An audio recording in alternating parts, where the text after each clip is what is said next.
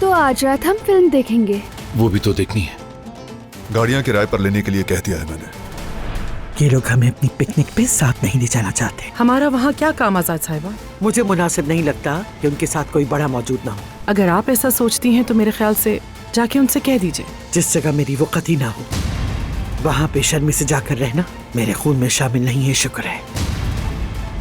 इतनी उजरत दिखाने की जरूरत नहीं है, बल्कि मैं तो कहती हूँ तुम्हें साथ चलने की भी जरूरत नहीं है। हारून ने दावत दी है, अब मैं उसकी दावत को ठुकरा तो नहीं सकती ना। तुम हम दोनों के बीच में कबाब में हड्डी लगोगी।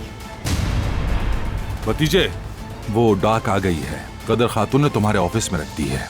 मेरी मेज पर होगी। कोई खत वगैरह तो नहीं है? किस खत का इंतजार है आपको? ये लेटर मुझे बारान के कमरे से मिला है। ये कैसा लेटर है दिलान? मैं कुछ समझा नहीं। जवाहिर ने भेजा है। जो इसमें लिखा है क्या वो सच है? जवाहिर से कहो खत कहीं गुम हो गया है। बात हो सकती है तुमसे।